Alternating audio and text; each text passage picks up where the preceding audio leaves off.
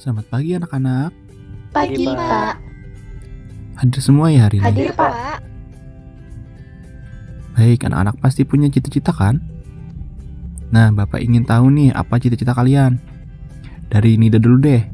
Saya ingin menjadi polwan, Pak. Karena saya ingin membasmi kejahatan. Wah, hebat Nida. Selanjutnya, Ajria. Cita-cita saya ingin menjadi seorang pengusaha yang sukses dan bahagia. Bagus, semoga sukses. Selanjutnya, Wahyu. Cita-cita saya ingin menjadi polisi tidur, Pak. Lah, mengapa jadi polisi tidur, Wahyu? Karena kalau jadi polisi tidur, saya bisa tiduran terus, Pak.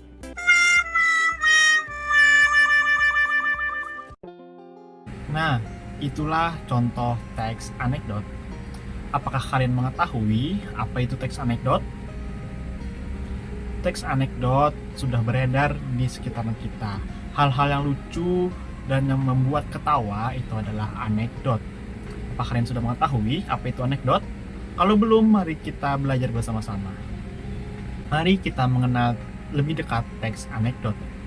Teks anekdot adalah cerita yang terdiri atas rangkaian suatu kalimat yang lucu, tetapi tidak semua kalimat yang lucu itu termasuk ke dalam anekdot. Menurut Kamus Besar Bahasa Indonesia, teks anekdot adalah cerita singkat yang menarik karena lucu dan mengesankan, biasanya mengenai orang penting atau terkenal, dan berdasarkan kejadian yang sebenarnya. Jadi, pada dasarnya teks anekdot adalah cerita lucu yang didasari oleh kejadian nyata.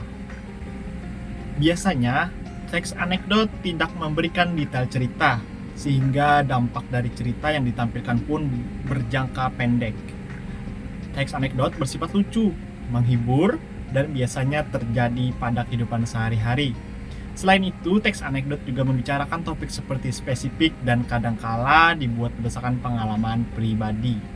Selanjutnya, kita memasuki ciri-ciri teks anekdot.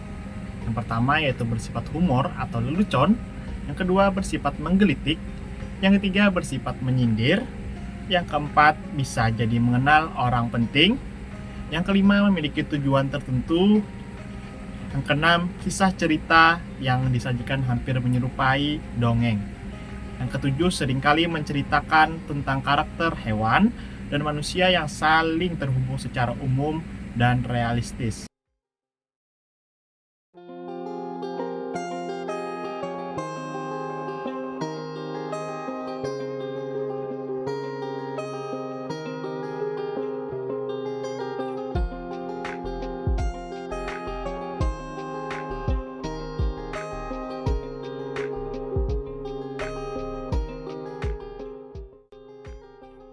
Jadi, apabila kalian menemukan teks atau cerita yang lucu, coba dilihat dulu secara teliti ya, karena belum tentu semua teks atau cerita yang lucu itu termasuk ke dalam teks anekdot.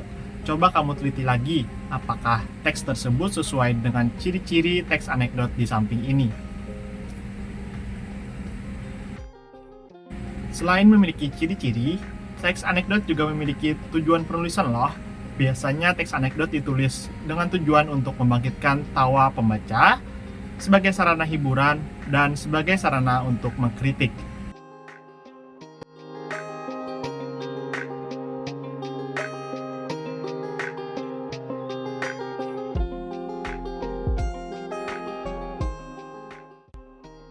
Wah, ternyata kritik juga bisa ya, disampaikan dengan cara yang lucu dan menghibur. Tidak perlu pakai kalimat-kalimat yang kasar dan menyakitkan hati orang lain. Ayo, siapa di sini yang masih mengkritik dengan menggunakan cara yang kasar dan menyakitkan hati orang lain? Jangan begitu lagi ya. Kritik itu kan harusnya bersifat membangun, bukan malah menjatuhkan. Oke?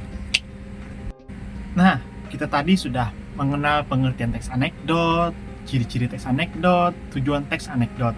Sekarang kita memasuki yang keempat, yaitu struktur teks anekdot. Yang pertama ada abstrak. Abstrak ialah merupakan bagian pendahuluan atau bagian pembuka teks anekdot. Yang kedua yaitu orientasi, merupakan awal suatu kejadian atau saat cerita mulai bergulir. Yang ketiga, krisis merupakan puncak cerita yang berisikan konflik atau masalah yang terjadi pada karakter tersebut. Yang keempat, yaitu reaksi, merupakan respon atau reaksi yang dilakukan karakter setelah mengalami krisis. Yang terakhir, yaitu ada koda. Koda merupakan bagian penutup teks yang berisi amanat atau kritik. Nah, kalian sudah mendengarkan pemaparan dari teks anekdot. Sekarang, saya akan memaparkan sedikit lagi mengenai teks anekdot. Teks anekdot ini dapat berupa meme atau komik strip pendek yang sekarang banyak diunggah di media sosial, terutama Instagram dan YouTube. Kalian pastinya familiar dong dengan hal ini.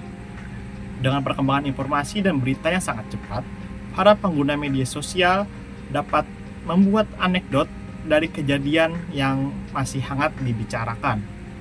Selain itu, tidak jarang juga teks anekdot digunakan untuk senjata promosi di media sosial.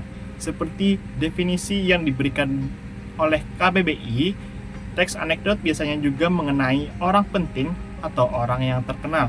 Oleh sebab itu, tidak jarang pula teks anekdot dijadikan bahan lelucon yang merujuk ke satu orang yang spesifik. Jadi, begitu teman-teman penjelasan mengenai teks anekdot, mulai dari pengertian, ciri, tujuan, struktur, dan contohnya yang sudah saya tampilkan di awal video tadi. Mudah saja kok ya menulis teks anekdot ini. Untuk sekarang ini, teks anekdot lebih sering digunakan untuk mengkritik dengan nada menyindir, tentunya untuk mengkritik kondisi sosial, politik, dan budaya yang belakangan ini sering terjadi di negeri kita. Kepada teman-teman, saya ucapkan terima kasih sudah mengunjungi channel saya dan menonton video ini sampai selesai. Salah hilap mohon maaf. Wassalamualaikum warahmatullahi wabarakatuh. Dadah.